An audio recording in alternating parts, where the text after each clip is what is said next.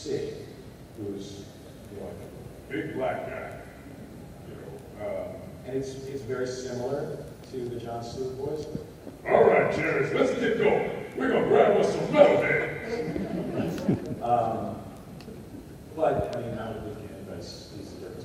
But to me, Sig is. I mean, Sig's big, which is very much. But John Stewart is actually slightly different.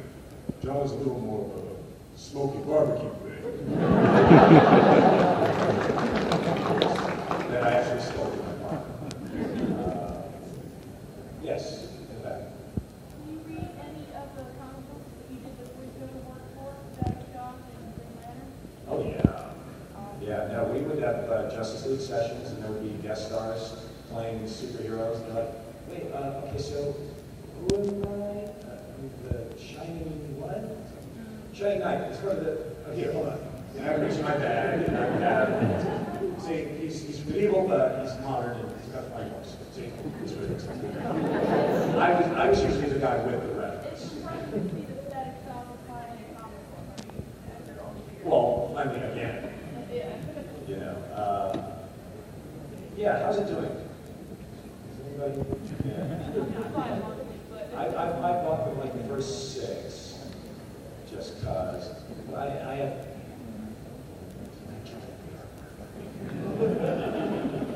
Here. I couldn't follow the story.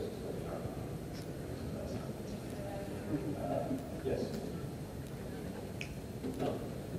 Is there anything you don't really like about the new 52? Is there anything I don't really like about it? A lot of people are on about some of the changes they made. To me, it's on a book-by-book basis.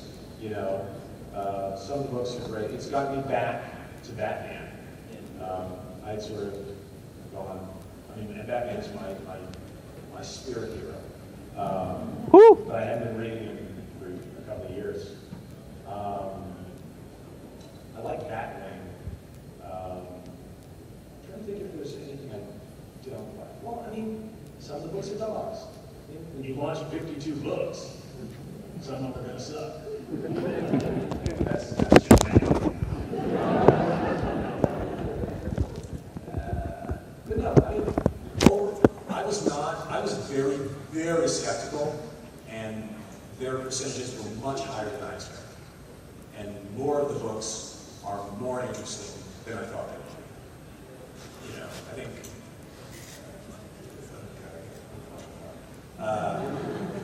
But, not every artist is a great writer.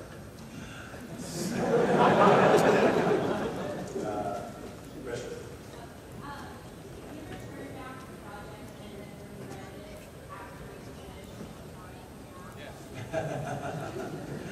Actors don't turn down.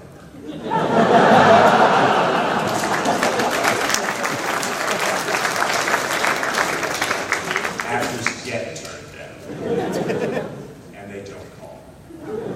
It's like a bad second date.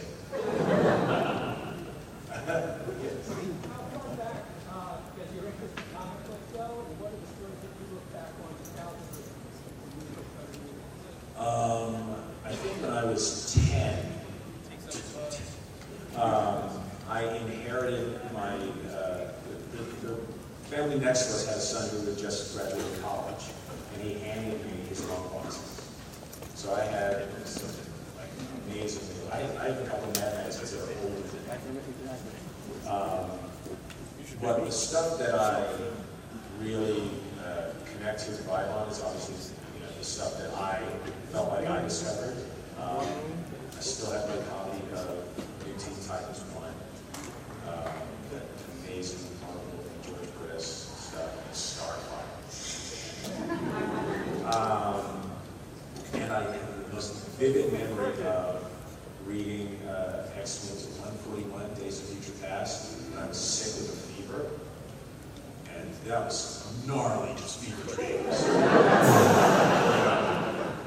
The Sentinel, like, blasting Wolverine, you just see his adamantium skeleton in the ray.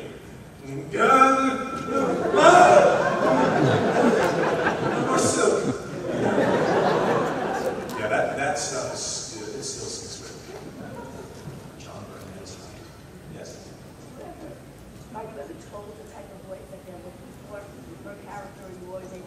throughout? It's always a collaboration. And it varies. The question is, are you told what type of voice in animation that they want? Sometimes they will give you a lot of description, sometimes very little. And then usually they'll have a drawing, of the character. And you combine those things. You combine what they want the character to be like, what he looks like, with, just whatever idea that, comes up with me. And sometimes I think, like with Wilt's, Foster Supernaturally Friends, I went one direction. I think I was doing, something we need to know in sort of giraffe. And they said, do it more in your regular voice. Regular voice. That means. But then, I brought it back to something more like this, and then I think I pushed it back a little bit to give it more, but basically it came down to something more like my own voice, but with a different rhythm and, sing songs all the time. yes.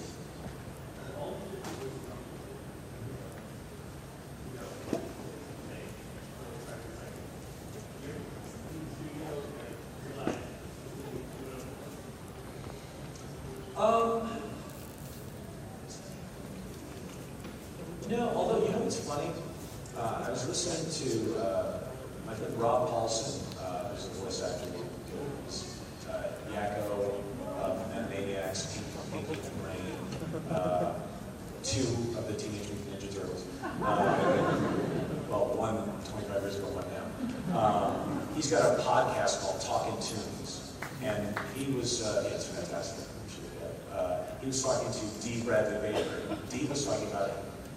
Dee makes some of the most incredible sounds. He was like, you've got your toolbox of things, and you pull them out, and he made me realize that, what? There's nothing wrong with recycling a voice. It's like, I did a voice for something that was canceled after 3 episodes. Why do I have to, erase that, from the board? It's like, no, bring it back. Although, for years, I've been trying occasionally to use the voice of my character from Mad TV. Jack, the UPS guy. Every once in a while, I'll give a character description that I think, this voice might fit. And nobody ever bites. Nobody agrees. Yes.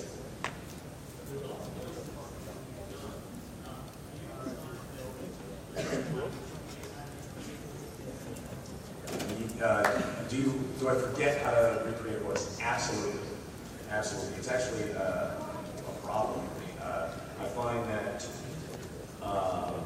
until I see the finished animation and hear the voice with it, I don't really know the character. It's not real to me, and I always have to. Usually what will happen is they'll have a recording of what you did in the first episode, and they'll just play it back for you. Although there is something that I've been, for years, trying to find a word for, because there's something a lot of voice actors do is if you have a character, there will be a line that you say to yourself, or that you say out loud, to remind you where in your head or your throat or your body that voice sits. What's that? Bookmark. You know what the term that somebody said to me a few months ago that I really love? Pitch pipe.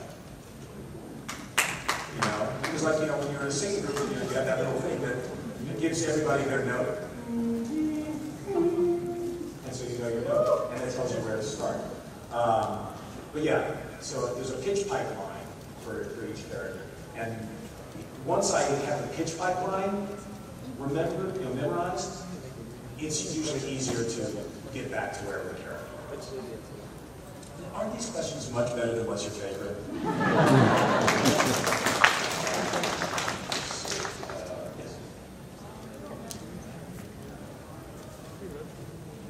Did I do any of the writing on Mad TV?